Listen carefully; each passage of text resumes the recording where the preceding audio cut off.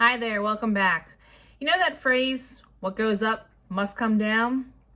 That's what we're going to talk about today in our lesson. The Roman Empire was at a high note and then it just came crumbling down. We're going to talk about the different barbaric invasions that caused their problems, about how we had fights for power with the different emperors, and how ultimately Rome just tumbled. So make sure you're in your interactive notebook and you're following along.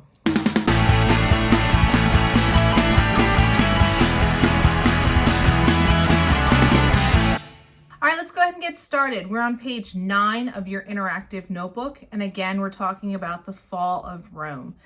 Let's start off with our essential question, which asks us, what internal problems and nomadic invasions spurred the division and decline of the Roman Empire? So even though we spent the last lesson talking all about how the empire rose up and they just did all these great things and they were enjoying peace and prosperity, after that 200-year period, it all comes crashing down. So it starts in 180 CE when Marcus Aurelius passes away. He was said to be the last of the 5 good emperors, and his death basically marks the end of the Pax Romana. After him, his son comes in to reign. Yes, Marcus Aurelius and Commodus were real people. They are loosely portrayed in the film Gladiator, but they were real people. But anyway, Commodus comes in and he takes control, but he starts basically a reign of unsuccessful and just terrible rulers that follow behind him. Ultimately, what the biggest problem was is that the empire had become way too big at this time. Emperors after Marcus Aurelius weren't able to kind of maintain control and govern this giant empire that had been created. Also, a quick thing to note, if you might have seen it, if you have a keen eye, we are now in the Common Era, 180 CE. We're now going to count our years up. We're no longer in that before Common Era. So anything after the year 0 is CE or the Common Era. So you're going to see numbers start to climb now instead of decline. Anyway, just a quick note. So other things that are taking place in the Roman Empire that are causing problems, the economy starts to weaken. We have hostile tribes that are basically around the border trying to break into Rome. They're disrupting trade, so that's not good for their economy if we can't trade with our trading partners. And we also see that inflation is weakening trade. Remember, inflation is a general increase in prices over time, but they had kind of more of like a hyperinflation, one that we don't want. We like creeping inflation. We don't like hyperinflation. We also started to see that the fields that were providing food for the city of Rome, they were becoming overworked and or torn up from war. And that's leading to food shortages, which are going to lead to famine and, people starvation. So life was not good at this time after Marcus Aurelius. So the Pax Romana is gone and we are going through a period of turmoil. So also, as it says here, a century of crisis, basically.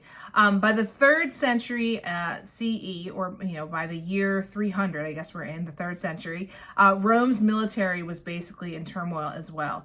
Soldiers were now loyal to more of their commanders, not necessarily the Roman Empire. So that causes problems because most of these commanders, these generals, they're actually fighting amongst each other with claims to the throne. They want power for themselves. So all these people who are saying that they're fighting in the name of Rome, but they're really loyal to only their commanders, it causes this kind of multiple civil wars going on all at once throughout Rome. So it's not, good things.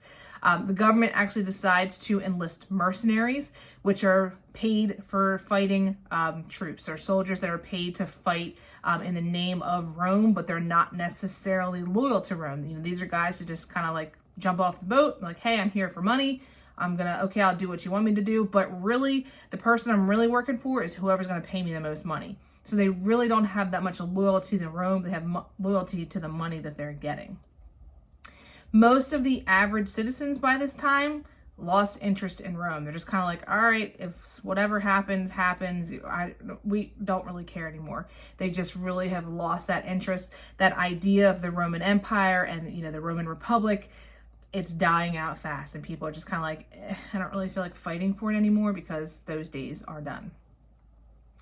There are a few emperors that try to come in and rein in the chaos. The first one is going to be Diocletian. He comes in 284 CE, and he rules with an iron fist, but he is able to maintain and restore order. So he gets, the chaos under control. He ultimately, one of the biggest things that he does is he decides to divide that empire into two, which makes a huge difference, because we're going to divide it in half and, divide and conquer, as they say. So the one half is going to be the Greek speaking East. So these are going to be all the different places. You think like modern day Middle East, modern day Greece. It would have been Greece, Anatolia, Syria, and Egypt. These are places that they had conquered in the name of the Roman Empire.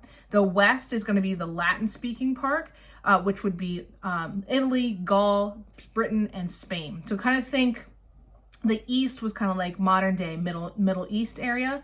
The West would be like modern day Europe, almost, kind of loosely based that way.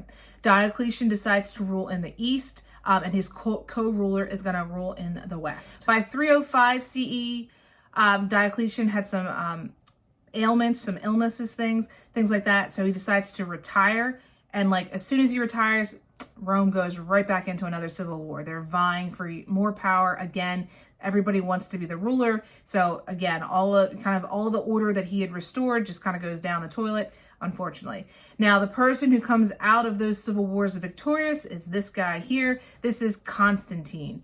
Constantine comes in and takes power in 312 CE, and he becomes the emperor in the West. So Diocletian was in the East, Constantine rules in the West, and he sees, by 324, he goes in and he seizes the rest of the Eastern Empire, and he actually sort of merges them back together. And he moves the capital of Rome. He moves the capital. It was in Rome. He decides to move it to a place called Byzantium. And so the city also becomes renamed Constantinople, or the city of Constantine. So the capital of the Roman Empire becomes Constantinople, named after him.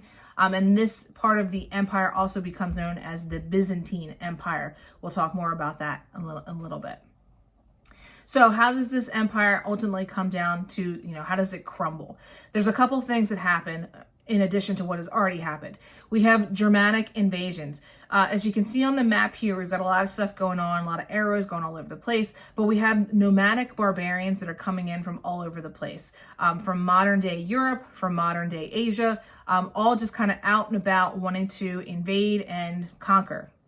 So we have the Mongols that are coming in from Asia. We have the Huns that come in. They all try to invade and take over the different borders of the empire. The Germanic tribes, they are actually fleeing from the Huns, and they enter the Roman lands, and they actually sack Rome in 410 CE. So they take the city. A lot of it's burned to the ground, and ultimately Rome is kind of done by 410 CE. The other parts of the other parts, we have Attila the Hun that comes in. He actually unites the Huns in 444 CE, goes throughout, parts of the East and plunders over 70 cities. He attacks Rome in 452. He's actually not successful in taking Rome and destroying it because of famine and disease. They come in and kind of kill off some of his people. So he's actually not 100% victorious, but he does kind of add into the problem of, the crumbling of Rome. The empire is no more by 476 CE. The last Roman Empire falls to the Germans in 476, and that's the end of the western part of the Roman Empire. Now, the eastern part of the Roman Empire, which I said before, it becomes known as the Byzantine Empire. It actually survives and thrives for another 1,000 years. So it's just the Roman Empire in the West. Like we said, the West is going to be like current day Europe. That's what gets sacked and that goes away. But the east part is going to continue on for quite some time. So that's ultimately how Rome comes to an end. We're going to see how this leads us into different countries in Europe starting to be set up. And we're also going to talk more about what was the influence of Rome on, coming civilizations. What's the influence of it today? But that is going to be in our next lesson. So make sure you tune in for that one. Check us out. Thanks for watching.